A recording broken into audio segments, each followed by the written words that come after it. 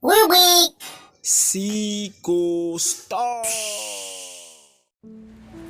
Bonjour à tous les fidèles amis de MDS Media. Bienvenue dans la rubrique Psychostar. Aujourd'hui, nous allons parler de troubles de l'humeur.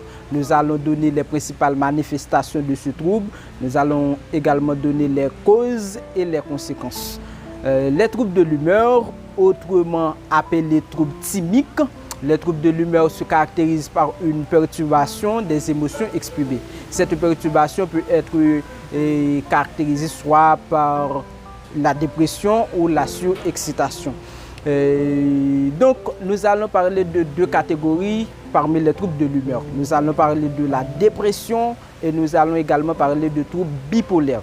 La dépression, il y a deux catégories de troubles dépressifs. Il y a également la dépression ordinaire qui est un peu plus simple, c'est-à-dire le plus souvent qui atteint beaucoup de personnes, c'est-à-dire c'est un trouble qui est très présent dans la réalité quotidienne.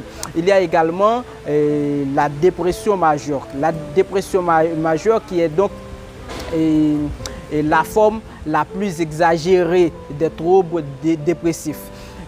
Donc, il y a tout un ensemble de caractéristiques liées à la culture. Par exemple, une personne qui est déprimée, ou du moins une personne qui est atteinte de la dépression, que ce soit de la dépression ordinaire ou de la dépression majeure, il va en Haïti, chez nous, il y a tout un ensemble de caractéristiques qui se différencient un peu et ailleurs dans les autres sociétés, dans les autres pays. Par exemple, la culture va jouer un très grand rôle dans la manifestation ou du moins dans le comportement de ces personnes qui est déprimée.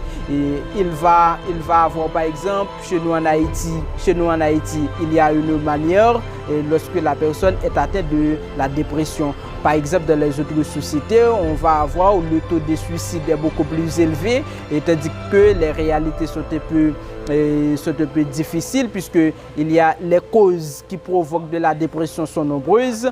De là, on va avoir tout un ensemble de ces caractéristiques liées à la culture, c'est-à-dire la culture joue un très grand rôle dans la manifestation des troubles dépressifs.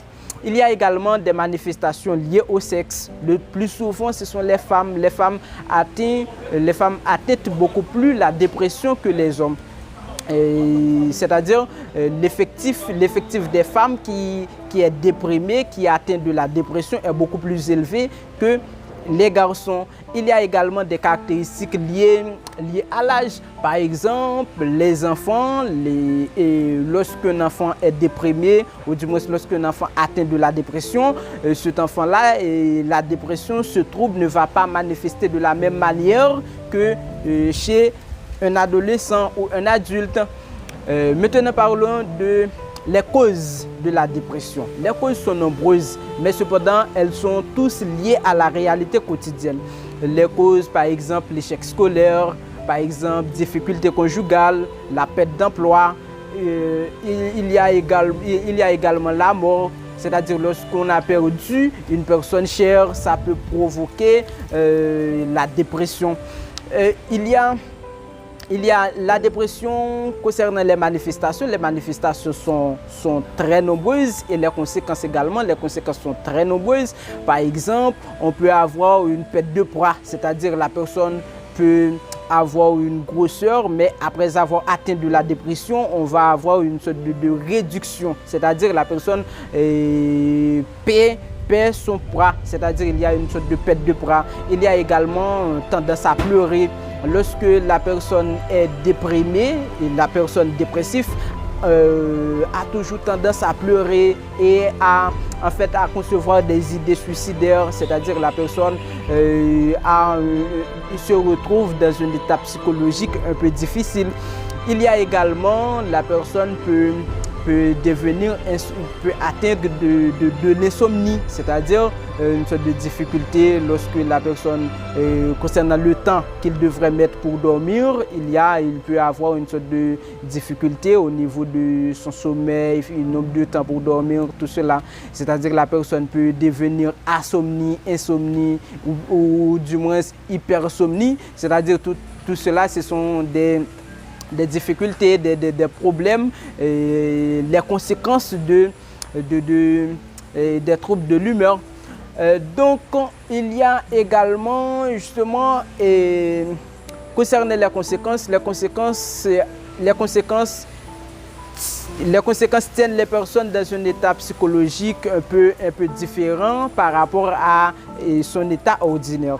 Maintenant, parlons de troubles bipolaires. Les troubles bipolaires ou autrement appelés troubles maniaco-dépressifs, puisque c'est un trouble qui fait une sorte de jonction entre les troubles dépressifs, la dépression, et les troubles maniaques. C'est-à-dire qu'il fait une jonction entre ces deux catégories de troubles.